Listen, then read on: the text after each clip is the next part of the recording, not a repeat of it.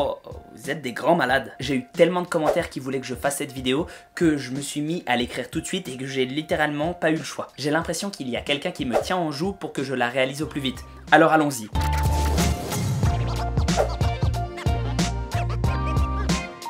Il y a 12 millions de théories autour des étirements. Pendant longtemps, on a recommandé d'en faire avant et après les entraînements. Puis maintenant, on est quasi dans la tendance inverse. On les a bannis en passif avant les entraînements et on les fait surtout pas juste après. Il s'avère que les Chinois ont encore, d'après mon prof d'haltérophilie, des protocoles d'étirement passif ultra intensifs avant, quasi 1 heure avant d'aller chercher la première barre, ce qui ne les empêche pas de dominer complètement à l'échelle mondiale. Selon moi, on est typiquement dans ce dans quoi il ne faut pas sombrer. Pensez que c'est parce que des champions font d'une certaine manière que c'est la bonne manière pour tout le monde. Non, par définition, ce sont des champions, ils ne sont pas comme tout le monde. Du reste, voilà ce qu'on a trouvé en utilisant une démarche scientifique, du moins à ma connaissance. Déjà, contrairement à ce que j'ai pu penser moi-même pendant longtemps, le fait de faire des étirements ne va pas contrevenir à ta performance en force. Ou en tout cas, ça a très peu de chances d'arriver si tu ne vas pas jusqu'à un point qui te fait mal et que tu tiens pendant plusieurs dizaines de secondes. Ça pourrait même au contraire légèrement t'aider à faire de meilleures perfs. Quand on rassemble la littérature sur le sujet en tout cas, c'est ce qu'on trouve. Pas d'effet ou légère amélioration. L'hypothèse suggérée pour expliquer cela,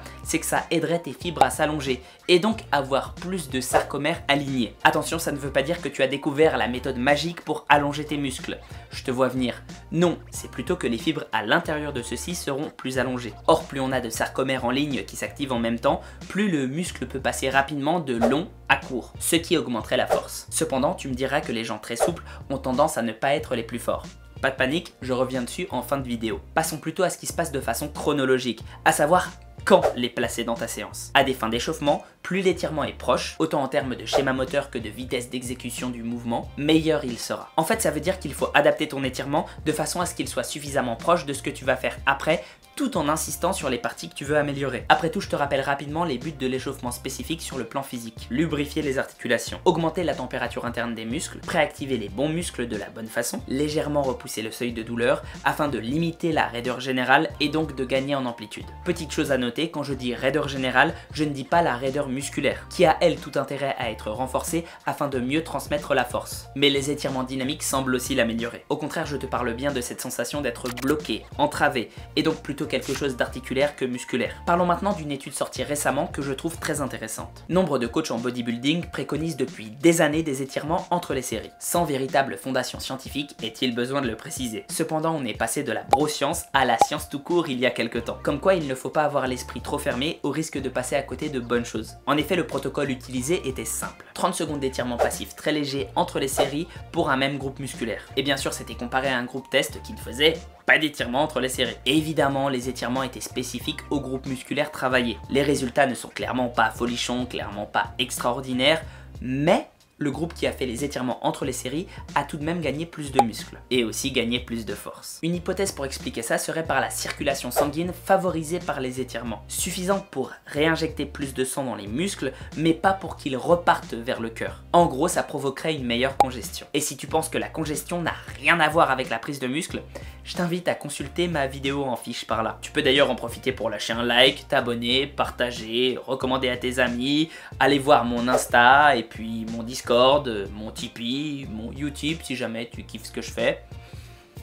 Je dis ça, je dis rien. Et sinon, tu t'en doutes, ce qui vient logiquement après, le troisième gros morceau de ma vidéo, les étirements post-training. Ce qu'on sait de façon très simple, c'est que tant que c'est à une intensité plutôt faible et que tu le gardes plutôt loin de tes entraînements, ça aurait un impact positif sur les courbatures et la récupération. Je pense que la raison est facilement explicable, tu vas augmenter ton flot sanguin et donc ton apport de nutriments aux muscles. Aussi, tu vas dénouer certaines micro-contractures. A noter néanmoins que tu peux te permettre d'aller dans une zone légèrement plus modérée les jours où tu ne t'entraînes pas, car tu n'accentueras pas les micro-déchirures. Donc moins de risque de te provoquer de grosses courbatures. Et on en vient à la partie hypothèse personnelle de ma vidéo. Je t'invite à la prendre avec d'immenses pincettes, mais voici ma vision globale de la chose. Si tu n'es pas d'accord, n'hésite pas à le dire en commentaire. Pour moi, le fait de faire des étirements de faible intensité, maintenus peu de temps, ça agira sur les parties les plus molles.